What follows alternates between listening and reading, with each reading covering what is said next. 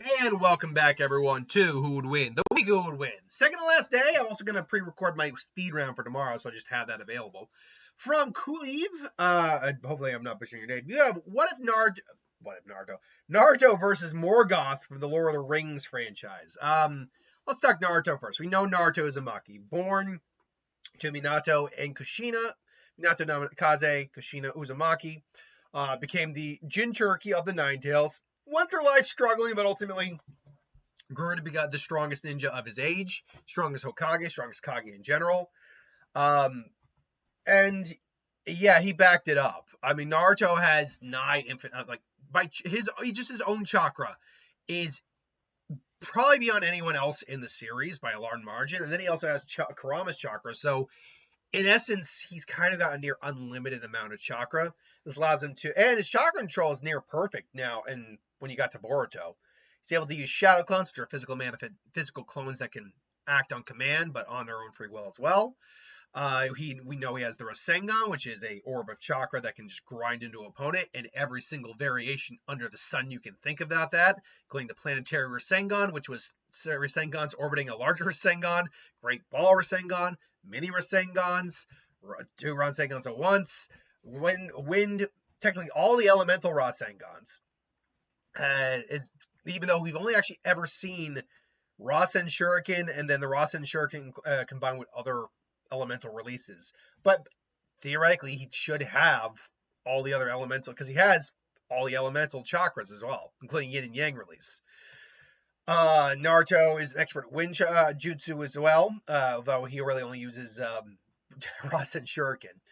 He has a summoning jutsu with Gamabunta, the toad, so he can summon giant toads to aid him in combat. He has Sage mode, which allows him to use Senjutsu chakra, including his physical strength, using frog kamutsu, or having nature energy around his fist, so he can just, crack someone's skull or break their neck without touching them. And then add in Kurama's chakra into that, and now you add a chakra mech, more or less, that allows him to just completely raise the area around him. Not raise the area around him, that's not the right term. But complete and utter destruction, including Tail Beast Bomb, just wearing Kurama's,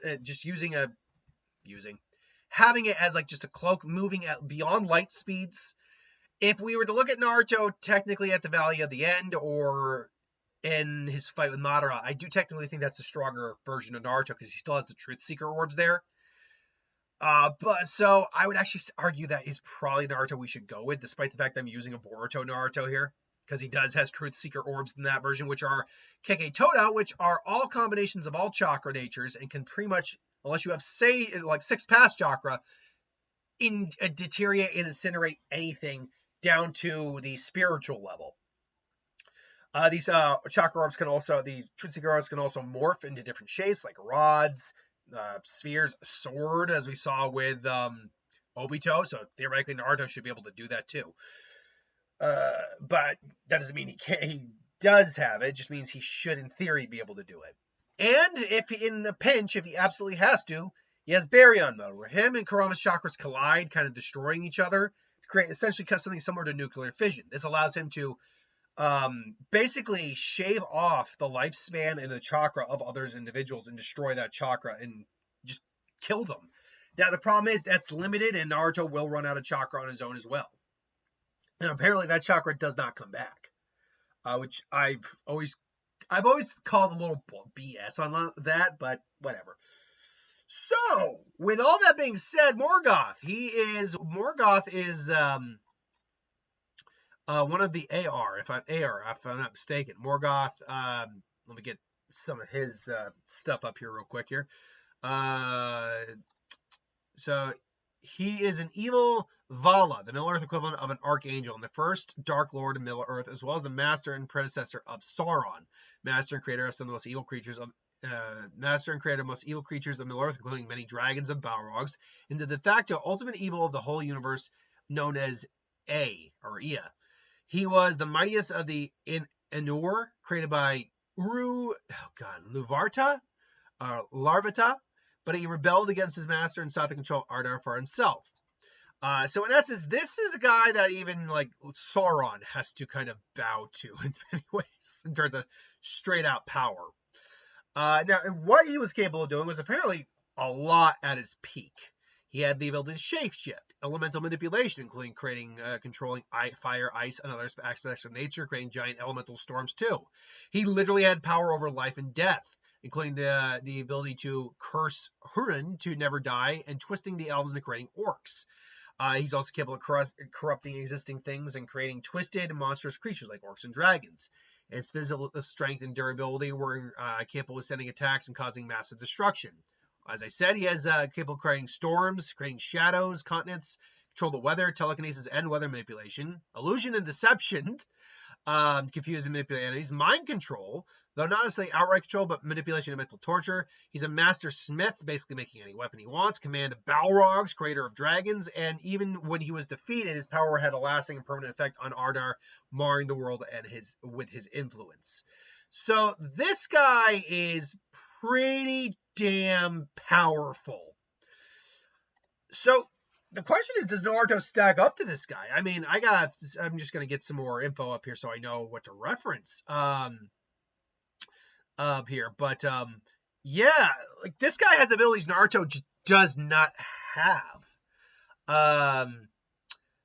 So for example, he's got complete elemental manipulation, but not in the sense of just the elements, but like of the elements of weather. Naruto can't do shit like that. He's also got literal manipulation of life and death and the ability to corrupt and create to some certain degrees. And he's also got immense power as well. And mind influences and deception. So is Naruto actually capable of even taking this guy down, specifically with like life and death manipulation? Because I'll tell you right now, in terms of like raw, outright power, like physical strength, that's a wash because Naruto can amp himself with Kurama and Sage Mode. So I find that a wash.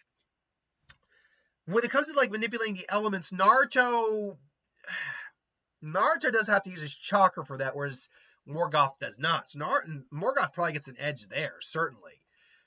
But in terms of outright destruction, I'd say a Tail Beast Bomb probably is more powerful than most of what Morgoth. Now again, I can only find so much on Morgoth, so let me know if I'm wrong on this. Then what? Because a Tail Beast Bomb, even a low level of Kurama, can wipe out an entire mountainside or even continents. Kurama is said at his full power state to be able to raise the planet, or just like wipe it, or just he's either stated to be planetary or at least low planetary. So that I think on a power aspect does kind of put him over Naruto or Morgoth. But when you add life and death manipulation, that kind of becomes a moot point. Mind control, I think Kurama can definitely kind of save him from any sort of mind shenanigans. But deceptions and illusions, if it's not actual genjutsu, Naruto can't really like just dispel it, and Kurama can't really get him out of it if it's not like affecting his chakra network. If it's just straight like illusions, like a projection, for example, Kurama wouldn't be able to do anything against that. In terms of experience, Morgoth's got the edge there. Like Naruto may have spent like a lot of time on the battlefield, but there's no arguing. Morgoth's got the edge there, absolutely. So you're dealing with someone who's probably got the better overall stat line with Naruto, who's also probably going to be a lot faster. Like we are talking faster than light speeds with Naruto at his peak here. I don't know if Middle Earth usually gets to that level, at least with Morgoth. These guys are probably Naruto's probably gonna come in, overwhelm them with clones. He's gonna start messing with the clones, corrupting them, twisting them, but Naruto can dispel them. Naruto's gonna know not to get touched by that guy, so he's gonna try using a Tail Beast Bomb to just kill him at range. Morgoth summons either a combination of elements, storms, whatever, telekinesis, probably either stops the attack or is able to avoid it. And then it comes down to their hexes. I don't think Morgoth is going to be capable of stopping a Truth Seeker Orb. There's not a huge amount of evidence to suggest he could stop something like that, which literally is capable of just disintegrating things down to the spiritual level. And one of the big, like even Sauron, for example, would not be able to survive something like that, and he's able to survive the effects on his soul. So And like his soul, the will of Sauron endured. But if his soul is literally destroyed, then that's a problem that he's going to have to deal with. And Morgoth, in theory, should be no different. Naruto probably has to use like a Truth Seeker Rasengan or something like that, or just fire the truth. That's just kind of just stab it into Morgoth to keep him there, and it starts to disintegrate him a bit. And then Naruto just comes in and just smacks the remaining Truth Seekers into him. I don't. The problem really just comes down to they're from very different worlds with very different rules. And again, the life and death manipulation for Morgoth is something that Naruto is just not very used to. There's obviously we do have life and death manipulation in the sense of Edo Tensei, the Reaper Death Seal. There is examples, but not in this sense where he can literally just manipulate these things. And it doesn't also bring into question how Kurama interacts with someone like this. Like if he tries to curse Naruto with life or just try to straight out kill him, how is Kurama supposed to interfere with that? If I am to just give my honest take here, these two would probably, duke it out for a while. But Naruto definitely has the stat edge against him, especially if you add Kurama in there, not to mention Sage Mode. He doesn't necessarily have the versatility advantage, but what he does have is the numbers advantage. You can literally just spawn an army to aid him in combat. Each one of those individuals would be arguably as strong as him, or at least a portion of his strength, which is still seriously vast. Add on the Truth Seeker Orbs, there's something I don't think Morgoth has an easy counter for, or any counter for, really. And even though Morgoth does have things like illusions, deceptions, and life and death manipulation, I think I would edge this out for Naruto. But that doesn't mean it'd be an easy fight for Naruto. This guy would be throwing the entire planet's worth of energy at him, more. Well, maybe not that, but an entire, he'd be throwing the weather, he'd be throwing the elements, fire, lightning, ice, the whole shebang. So Naruto would definitely be struggling like hell against this guy.